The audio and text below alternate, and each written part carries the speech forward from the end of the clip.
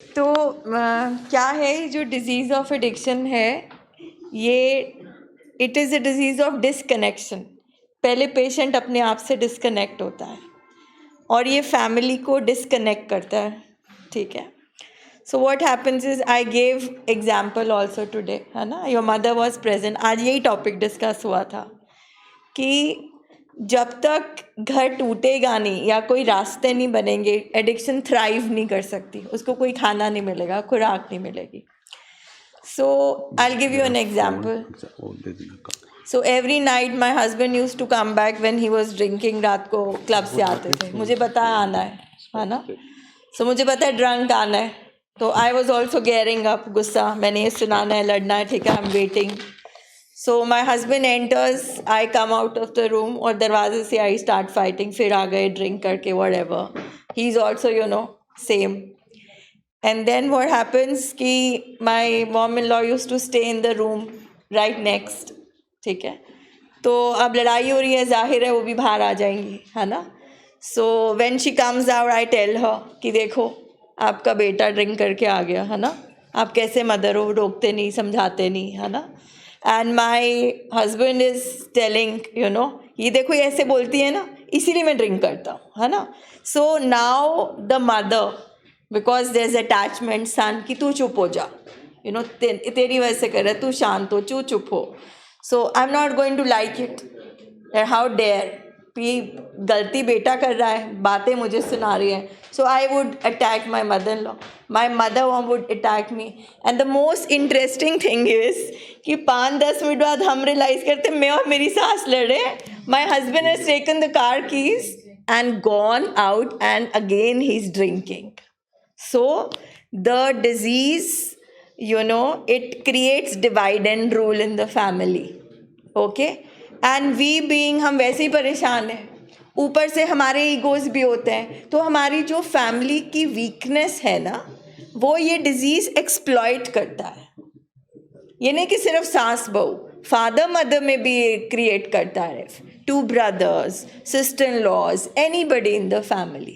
So that is why this training is must. जब तक आप एक प्लेटफॉर्म पर नहीं बैठेंगे, ठीक है, यू विल रियलाइज कि जिस दिन फैमिली इकट्ठी हो गई, टीम बन गई, ये एग्जिस्ट ही नहीं कर सकती, because there will be no place. So this is one thing you need to understand is, you need to be together, you need to be united. दूसरी thing you need to understand is what to say. Now the thing is, 1 दिन 2 दिन, कितने दिन हो गए आपको यहाँ बैठे, हम बोल रहे हैं ब्रेन डिसऑर्डर है, ठीक है. जब ब्रेन डिसऑर्डर है, तो जब आप पेशेंट से गुफ्तगू कर रहे हो, बातें कर रहे हो, उसकी बातें कहाँ से निकल रही हैं? खराब ब्रेन से. खराब ब्रेन से क्या निकलेगा? अगर आप उसको फिर भी जस्टिफाई करने की कोशिश कर रहे हो, that means you are weak. It is your issue कि जब बोल ही दिया, असर्टिव होके बोलना है, हमने ट्रीटमेंट कराना है, हमें इतनी मैनिपुलेशन करनी ही ना पड़े. अगर फैमिली स्ट्रांग हो, आप असर्टिवली बोलो आप ठीक नहीं हो, आपको ट्रीटमेंट की ज़रूरत है. But because we have fears, हमारे मदर के अपने फियर हैं, आपके अपने फियर हैं, वाइफ के अपने फियर हैं.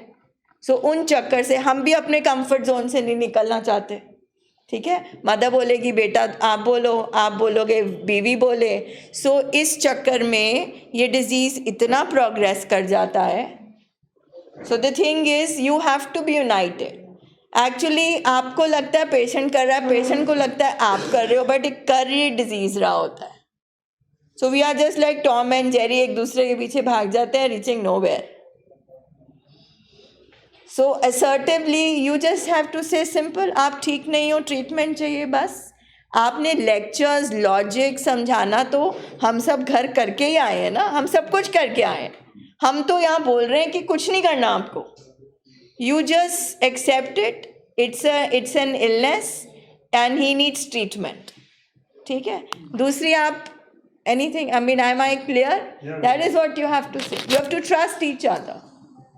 You have to do self talk here and take a pause कि भाई हम यहाँ पहुंचे क्यों हैं. Like you said, ma'am, this is the first time we all have realized that we need to have a common answer. Like इस बार जब आए तो फर्स्ट टाइम हमने आप ही से शायद पूछा कि हम जवाब क्या दें. तो यू सेड आप सिर्फ एक ही चीज़ बोलो हमें तेरी जान प्यारी है, तेरा इलाज करना। Now whatever he says, we जैसे कुछ नहीं पता, तेरा इलाज करना है, तेरी जान प्यारी I am your brother. That's all. I love you. I can't see you like this. You need treatment. I am your mother. मैं आपकी माँ हूँ, मैं आपको ऐसे नहीं देख सकती, ट्रीटमेंट। बस ये कुछ चंद लाइनें हैं, क्योंकि इससे पहले समझाना, लेक्चर्स, कस्में, वादे, हम सब कुछ कर चुके, but only one thing was missing in our effort and understanding, कि हमें पता नहीं था ये बीमारी है और इसको इलाज चाहिए।